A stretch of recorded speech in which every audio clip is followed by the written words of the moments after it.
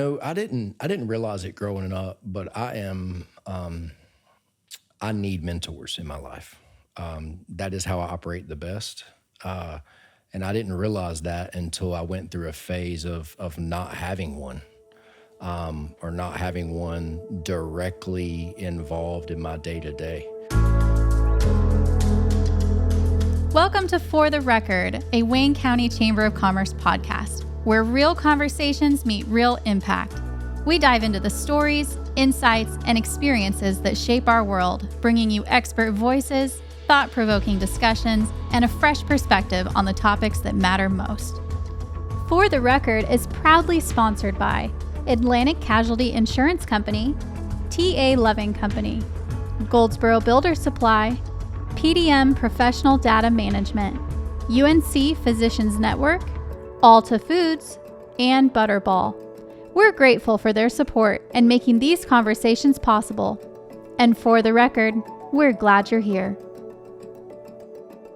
Hey, it's great to be here on For the Record, and we're here with Airlon Vinson. Airlon, it's certainly great to have you here. Thank you very much. And you know what? I want to make sure I get this right. So, Airlon. Yeah. Airlon. I just love it. It's the first time I've ever heard that name. Before we jump in, how did your folks come up with that? Yeah, I didn't know if you'd go there or not, but I'm really happy I got to jump in. This is where it starts, right? Yeah. It was my grandfather's name, so it was my dad's name. I did not have the opportunity to meet him. He passed away before I was born, and his name was Airlon. Rumor has it, and the story goes, is that he was named after an oscillating fan. I don't know all the detail of the story. No, that's gorgeous. But back then, you're trying to stay cool, and they didn't have a name picked out. So they just picked out the next object. And so you're named after an oscillating fan? I'm named after an oscillating fan. That's right. So first time I ever heard that. Yeah, oh yeah. But we'll get to it. But yeah. Really a great man, no doubt. And we'll talk about your family. But that is super great. But right off the bat, if you don't mind, tell the audience a little bit about who you are, where you work. Love to know what you do at the job. Obviously, as the operations manager, huge deal. And loved meeting you out there the other day. And then a little bit about your family. Yeah, absolutely. So I have to say this. So catching up in a little bit of preparation, I looked at some of the other folks that you've had sitting in this seat. Yes, sir. And I'm very humble. The names and the roster that you put together to speak on behalf of our community and the chamber, it's hard to say that I belong with that group. A lot of those folks are people that I look up to a lot, and that I try to model myself after. So to be sitting in this seat after some of those names is very rewarding. Thank you. It's well deserved, brother. Yeah, well deserved. Yeah, thank you. So Airlon Vinson with Goldsboro Builder Supply. My journey there started, I was a sophomore in college, I believe. Two of my best buddies were working there one summer. One of them was Mr. Perry's son, Miles, and my best friend, Riley Wilkins. Mm-hmm. They pretty much talked Mr. Perry into letting me work there that summer. Yeah. I think they knew if it were just them two, they wouldn't get much done. Oh, really? So they reached out, and I think maybe 3 or 4 times after begging him, he said yes. Oh, man, I'm glad he said yes. Yeah, so that summer we just did a lot of the stuff, sweeping floors, jumping in a truck where they needed us, worked out on a farm project that he was working on back then. It's been some years ago. And at the end of the summer, was the first real sign of recognition that I got through an employer. He came up to me, handwritten note and $100 bill, and he just said, "Thank you." Isn't he something else? Yeah, he's a great man. He's a great man. I owe a lot to him, which I'm sure we'll talk about later. Yes, sir. Yes, sir. Fast forward a little bit, I was in school at Mount Olive College before it was a university. Right. And I had to do a senior project on a small business, and I chose Goldsboro Builders because that was really the only small business I was familiar with. Yeah. And I asked Mr. Perry if I could interview him for that project. At the end of that interview, it turned around into a job offer. Oh, no he way. asked me what I was going to do, and he asked me what I wanted to do for a living. I said, well, I don't know what I want to do for a living, but I know 2 things. I want to wear jeans and cowboy boots. If you can see it, I got my jeans. Careful what you wish for it there. Worked out. If I'd have known it was going to come into that much reality, I could have thought of all sorts of stuff. A Lamborghini. Yeah, sure. There is no telling what I'd have done. That's awesome. But yeah, so fast forward, I made a promise to a good buddy in school that when we graduated, I would drive back across to Washington State with him. I was cutting grass at my mom's house, and I got the phone call, and he reminded me that I made that promise. So we drove across the country to Washington State. And you left that night, right? He called you. Did you leave? It was within the next day. Holy cow. I finished cutting grass. My story is I finished cutting grass, packed my bag, and he picked me up, and we hauled across the country with an 18-foot trailer. Holy smokes. He drove a 1500 Avalanche. You couldn't use cruise control. Right. So our deal was you drive a tank of gas and we switch. Okay. And now I can't drive to the beach without getting sleepy. So anyway, we drove to Washington State, had a few stops on the way, had a really good time, flew back on a Sunday, started work for Goldsboro Builders on a Monday, and it's been a little over 15 years. The first thing when I think about stuff like that is, it's always fun to look back on things now, right? I think I got a couple years still on you. But what I see in stories like that is commitment, character. Mr. David Perry certainly saw your character. But what I love about, and this is why we have you on, because you are a great man. We're really showcasing that because, one, it helps me too. I want to be the best I can ever be. And so being around the best, it just helps. It helps me be a better man. But listen to a friend who said, hey, look, do you remember when you said this? And then you said, you're right, I did. And then you did it, and you honored that commitment. I know that meant the world to him, didn't it? Right. Oh yeah. Great friend. Kyle runs a very successful business in Washington State. And as we have increased in our kind of business profession, we still keep in touch. Oh yeah. Once a year or so, we'll just say, hey, where are you at now? And all a great journey. Yeah, we enjoyed it. Those are good stories. Now we're going to talk about, but you've been happily married to your wife for how long now? Yeah, 2014. So what am I at, 11 years So 11 years. Met her in school. Right. She was a softball player. I was a baseball player. She was a way better athlete than I was. No question about it. I'm not going to lie to you. So I read that. So I did do a little research on it. I didn't read that she was a better athlete. Yeah. But it seemed like she wasn't willing. You guys weren't willing to go ahead and say you're a couple because you're both going towards a batting average title. Is that true? There's a lot of superstition when you play sports, Absolutely. Especially baseball. And we were both very superstitious. So, even though we liked each other and very fond of each other, we would not make it a title until we were both finished playing. Yeah. We may have jumped the gun a little bit whenever I finished because I was a year ahead of her. Right. And then later in life, as we were finishing up, we would always circle back to the old stories of averages. And I made the mistake one time when we were with some family at Atlanta Braves baseball game to start talking in a lot of detail about our averages. Yeah, that wasn't good, was it? Yeah. No, she better.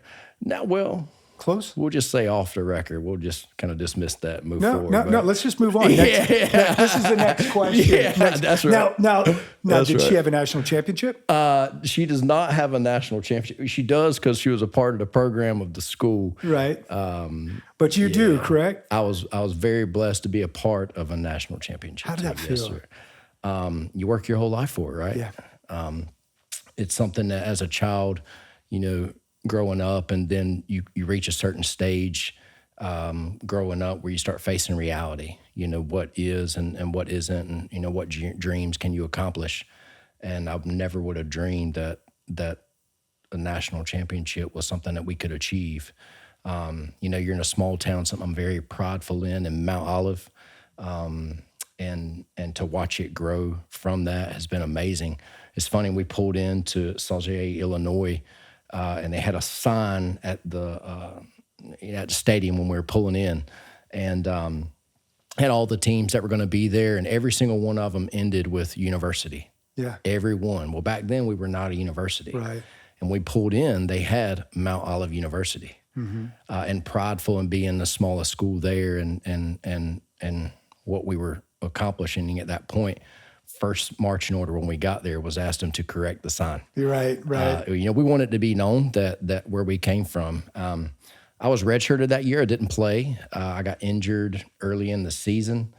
And I can honestly say that that was the first time in my life where I searched for a way to help a team accomplish something and not be on the field. And how that translates now is, being in leadership, I can't always be, in the action, right? So how do I apply us or help us or assist us getting to what we want to accomplish without actually being in the game? So there was a lot of life lesson that year. Obviously, it was distorted by just an unbelievable opportunity to win a World Series. Man, I love how you just said that, and that's, another key thing, as we talk about you and your leadership, to be able to be humble, to be able to look, say, okay, because for an athlete, there can't be anything worse than actually being injured. I mean, you want to be out there, right?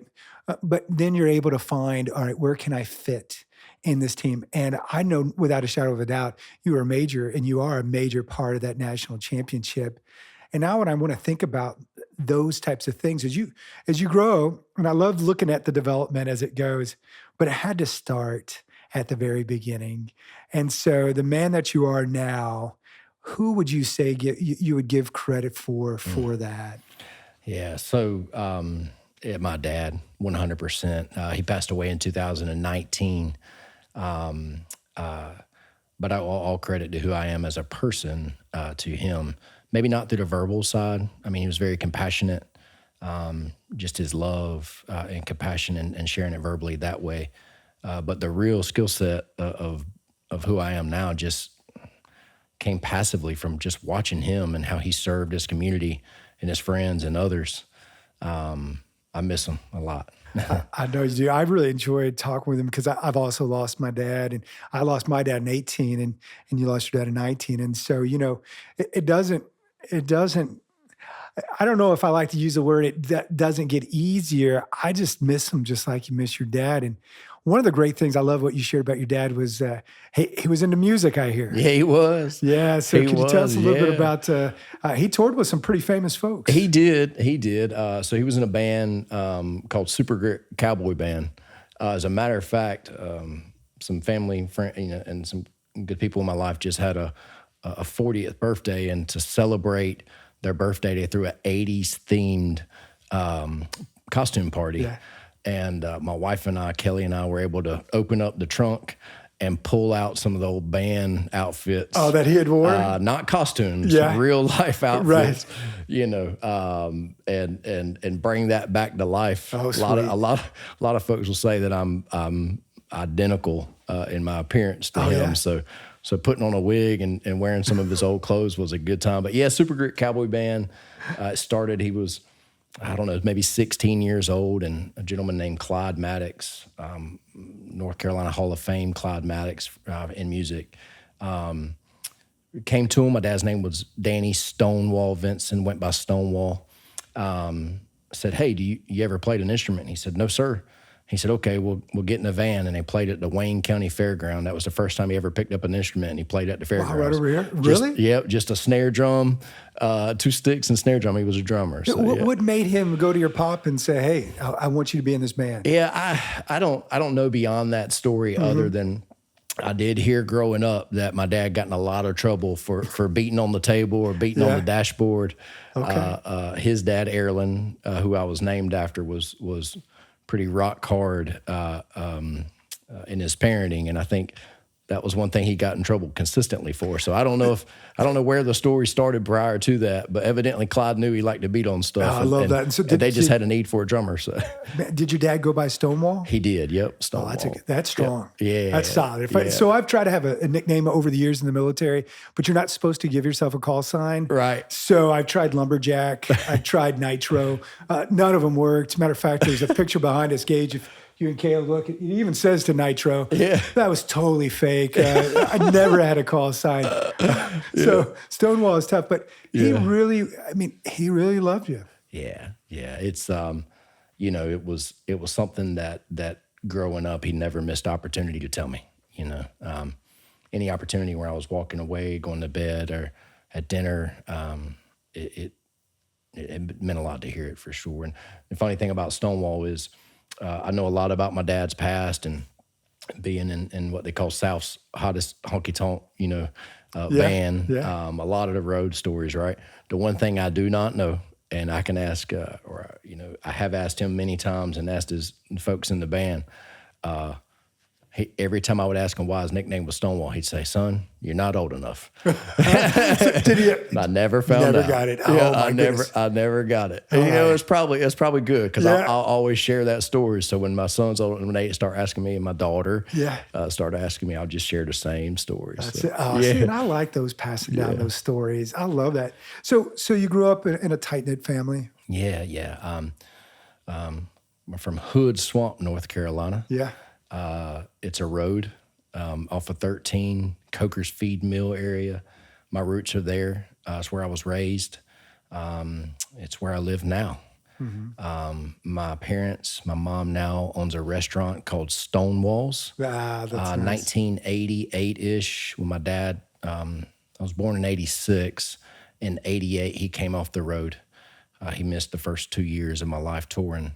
And he liked playing in a band. He loved his family. He really loved to cook. Yeah. So they started a grill from the Coker's family, hot dogs, hamburgers, short orders, that type of thing, and then turned it into more of a diner setting, of which it's still operational. It's changed a little bit. Man, that's amazing. Though. Yeah. Is your mama still there? Yep, my mom's still there, and my family, right? They all kind of jump in and help. I help a few days a week. That's right. In the You told me after you get up hours. Yeah. early in the morning to go out there, A few right? days a week. Yeah. I do, a few days a week. And honestly, just the truth is, it's just to keep the legacy and the name alive. The people in the community, just to keep his memory alive. No, I absolutely love that. And hopefully I got to get down. I got to take Janelle and I to get out there to see it.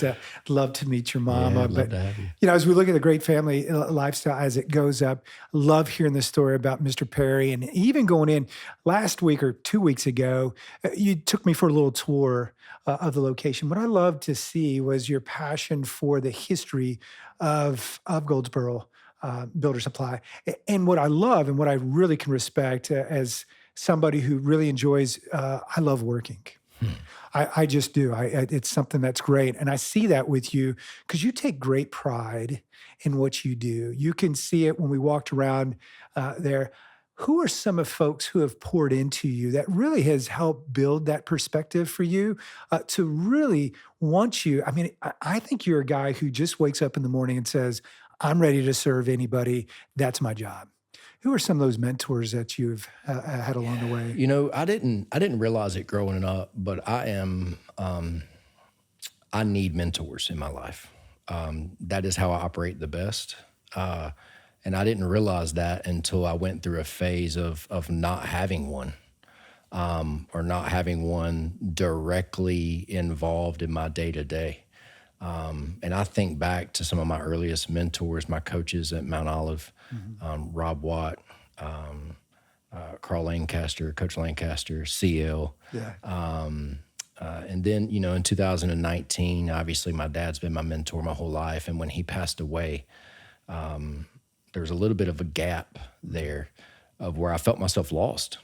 I was still going through the motions, but there was still something missing. Mr. Perry had been a mentor, obviously, and especially early on in my career. He gave me an opportunity the second I walked in the door to start developing as a leader.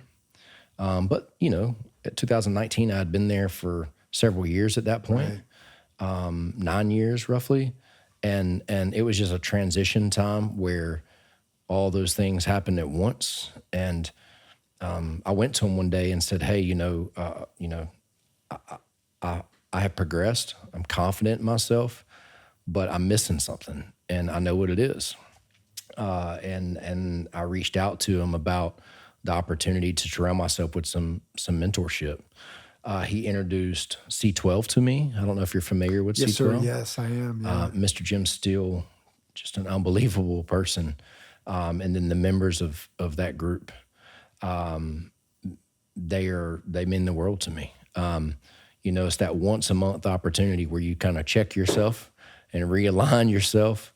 And Well, and I have spoken to a number of folks about that organization and about you, a fellowship of coming together. And folks have said that it's changed their business. And I know Christ will do that. And I just think it's great to see so many folks, whether it's in the Rotary, whether it's in C12, really coming together to make themselves better. That's so encouraging for me. Oh, there's so many people that are in that group. And I started the same way that I started an introduction here. I was very hesitant. It was recommended to me by Mr. Perry. Mr. Jim sat down with me, and we discussed C12. And, being very humbled by the opportunity, it took me a while to say yes, because I just felt like I didn't belong. Right. The members that sit in that room are unbelievable individuals from our community, owners and true professionals. And my oath to myself and them were, I don't want to commit to this if I'm not able to give something back. I felt at that time that I was going to be taking more than I was given. And that's an absolute reality. As I went there a little bit lost without the true guidance of a mentor and seeking that, I went in a little lost. So I knew I would be taking more than I was given. But I find great pride in the feedback and the compliments now that I've been there a few years of the folks in the group who do acknowledge that I do contribute to them and their business in some shape or fashion. Yeah, it's been wonderful. Well, you definitely do that. And I love the great leaders are certainly the humble ones. And because you couldn't do it alone. It's just impossible. And I know for me, when I look at great leaders, I guarantee you, when I ask you this, you'll give it the credit, your wife. Kelly, obviously you've been together for a little while, but she's got her own career as well. And how are you able to, juggle that career? Because you are extremely busy. And I don't even know if I like the term busy. We have jobs to serve. And so those can take you different times. Now, she's also a teacher, and then you've got 2 kids. How are you all able to juggle that time so you and her can get that great quality time together? Yeah. It's a struggle. I mean, that's I can articulate what it's supposed to be like. Yeah. And I can tell you from my mentors, right, who also struggle with this, what we need to do as men, as husband, wife, to paint that perfect picture of what the relationship's supposed to be like. The truth is Kelly is the absolute rock of our household. I mean, she is the one who keeps it together from the second the alarm goes off in the morning to tell me which field I'm supposed to be on this afternoon for football practice. I still operate out of a paper calendar, right? And nightly she's got it open, filling in the blanks, so I'll know where to be. Our kids adore as a mom. She's an unbelievable elementary school PE teacher at Banks Elementary School. Yeah. We had the opportunity to our rec league baseball team. One night it was raining, and the Banks Elementary School is partners with the Parks and Recs there, and we practiced inside Kelly's gym, right? So it's her home, right? So she's opening the doors for our little league team, if you want to call it that, and after about an hour and a half of practice, my ears were screaming. It was just so loud. And we're on the way home, and I said, Kelly, I can't hear anything. I was like, I've got a buzz going in my ears. And she just looked at me and said, I do it every day. And I was like, it just put things in perspective that, the moment she wakes up and gets our family marching on the right order and at the right pace and sets where we're supposed to be, to going to work and doing it with 30-something kids in a gym, and then it doesn't stop there, dinner, and as I'm committed to work as well, she's the rock of our family. So I have to owe all credit and work-life balance, although I struggle every day with it, to her in keeping us in line. And my babies, Kellen, my 8-year-old little boy, right, for not giving up on me. Yeah. my little girl for giving me that big old hug that gives me that energy boost in the afternoon when I get home. Oh, Man, there's nothing like it. No, and shoot, there's nothing like hearing it. You talking about your son, where he's actually out there, and he's already doing the yard work. Yeah, he is. I love it. Shoot, getting out there and zero turning and having a good time. Yeah, he loves it. Well, you've got a great family, and you've got a great job. You've got great mentors, but there's always going to be challenges. And so I think one of the great questions I always ask great leaders is, do you have an example of a time at work? And let's stick with work, because I think those are interesting ones. And you get a challenge. How are you able to handle that or overcome it? And what lessons, essentially, I would say, have you learned over your life that really stick with you, whether it's younger in time frame, but what lesson in leadership when it comes to business and managing people, what would you say has been some of the best lessons you've learned while going through challenges? Sure. I think that the biggest lesson that I have learned has happened in the past 2 years. For someone who's very passionate about having a mentor, they're all different phases of life, but personally and professionally, you find yourself kind of mimicking their style or their habits. So there was a time in my career where I was leading in the way that they lead, right? And recently, and through C12 mainly, I have found peace that I'm different. And what I mean by that is my leadership style is servant leadership. I love serving people, personally and professionally. I just physically serving them, cooking and serving them, right? Or serving them with resources that I have that I'm able to pay it forward and pass forward.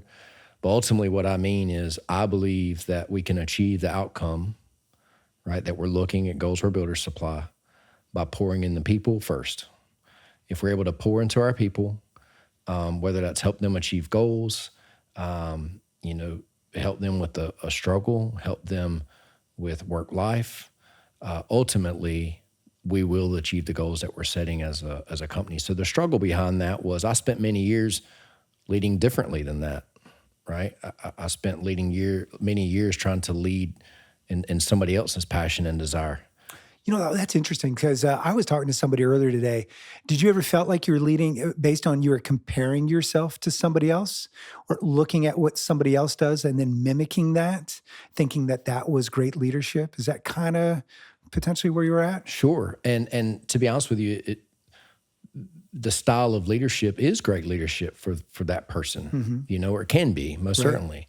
When I transitioned to understanding what servant leadership was and embracing that and leading situational objectives through servant leadership, I had a hard time transitioning because I was a little insecure about it. Okay. I felt, does the company support, does Mr. Perry and his business model support someone like myself who is so passionate, right, about the people first and then our goals. Often as a business, and it starts in just a few months as we'll start preparing for the beginning of next year, you start working on your financial goals, right? Budgeting. My goal, my personal objective is to use that and then translate it into our people, right? And what do we need out of our team to achieve those goals? And I do truly feel that if you pour into your people and give them the resources that they need, the goals will take care of themselves. Oh, they will. And you guys, so at your location, because Goldsboro Builders, there's a few different locations that you all have. David and his team have, they've really branched out. And so at your specific one, you have, was it roughly about 30, 40 folks? Yeah, so that's correct. So we are 6 locations from Moorhead to Mebane and several in between. At the Goldsboro branch, which we call the home branch, a little over 30 folks who report, to my side of the division. We've got about 55 or so that report to our building. And that's where the history that you were speaking of, we're so prideful in that if you walk into our facility, as soon as you turn left, you'll see the black and white. And I always say that, we're in an industry that's a little bit behind the curve. We're in a rough and tough black and white industry. So the need for advancement that we focus on is certainly there. But we are prideful in where we came from. We used to be an old train station downtown when Mr. Perry's father, right, was running it. The picture of the old train station is still there. Love it. I use that as kind of a model of where we are now. We're very blessed to have the facility and the working conditions that we have. Mr. Perry's story is unbelievable to where we are now. I love it. And to tell you, you're just a great representation of it. And so, while I could speak with you forever, I just want to sum it up in very simple terms of watching a guy like you motivates me to be the best dad, best husband. You've got your priorities straight. And then when it comes to work and family, I really tip my cap, and I know Mr. Perry appreciates it. But when you go into work like you do, that area is gorgeous. It's just unbelievable what Goldsboro Builders, what you do to help support so many folks, so many contractors throughout the area is dynamic. But what you support those 30 folks, because you know as well as I do, those 30 folks have either a spouse or children. And I know that you represent those, we'll just say it may be close to 100 total people. They're in great hands with you at the lead. I can tell you that. So thank you for being here, but I'm not letting you off that early. Yeah, that's okay. So we got to get into our lightning round. So All it's right. always cool to get an idea about people. Okay. Engage, I'm not sure if you're getting all my sniffles. So for the viewing audience out there, I've been sniffling a little bit. I got a little allergies. So I hope it's not been too bad. But this is the exciting round now too. So All right. let's get a chance to know a little bit more about you. So right. we're going to go quick. All right. Favorite movie? Draft Day. Oh, Draft Day. Yeah. Was that with Jamie Foxx? I don't remember that one. No, the guy from Yellowstone, Kevin Costner? Kevin Costner. Yeah. Oh, I got to see that. Yeah. I don't think I've seen Draft Day. Yep. Was that recent? Was it college football or NFL? Yeah, it's NFL. It's his strategic approach. He went completely against the odds of a young man who everybody thought you should draft. But he took a more personal approach and found out some things about him. He didn't think it was the best fit for his team. Right. He chose somebody who was further down the draft board, and it ended up being a great decision. So, yeah. Oh, see, I do love those things, too. Yeah. I love that. All right, favorite band? Two of them, Marshall Tucker, Okay. and now, because of my kids, Forrest Frank. Yeah. I don't know. Yeah. Forrest Frank? Yeah. Good day. I'm about to have a good day. Oh, You know? yeah. You got that, No matter what they say. Yeah. We'll have to get that looping in the background. Oh, that's a Christian song. Yeah, I know that one. We'll have to loop it in the background. Good I play that day. on Fridays when we walk into the office. I have it on my phone, and we'll just be kind of dancing around the show. I do like that. It's got kind of a reggae feel to it. And so we've actually had a lot of singing today in some of our interviews, so this has been fantastic. Yeah. So, Well, if you had a drum set, no, I'm just kidding. Oh, man, that goes back to that. That stopped with the previous generation. all right, so if you and Kelly could go on any vacation spot in the world, where would you guys go? Ooh, she would say Mexico, Cancun. Our honeymoon was something that we'll never forget. So, Oh, wow. So yeah, we'd love to circle back to that one day. Holy So, cow, that yeah. is a good one. Yeah. That is a good one. Yeah. Favorite vacation spot outside of Cancun with the kiddos? Ooh, we haven't done one on an airplane yet. That's in the mix between our family, our friends. We've got a little place in Chakawinity on Blunt's Creek, and that's our little oasis. So we love taking the kids there. My little dude, Kellen, is obsessed with fishing. Yeah. So he can run up and down that river all day and fish. So we have a good time there. Man, I love it. And then if you could say anything to, and this one is it's just right off your thoughts, if you could say anything to somebody who wants to be a leader, a great leader, what advice would you give them? Yeah. So I would say, you approach it with passion. I am huge on love languages. Mm-hmm. I think that they go a long way, but don't do it artificially. Be yourself. Focus on your strengths when you're working with people. Don't try to be a leader that you're not. That was a big one for me. And then just, be clear, work hard. One of the things that have taken me to where I am now is working alongside of our people and working hard. And I think that's how I earn the respect out of our teammates. They know, and they know it with genuine, just the utmost respect that I will absolutely, do it with them. Well, brother, you certainly embody all of that. Yeah. And so it's a blessing to have you here. God bless you. Thank you. Look Thank forward you. to talking with you again in the future. And thanks for being on. Yeah, thank you so much. I All right, appreciate it a brother. lot. Take care. Thank you. See ya. Yeah.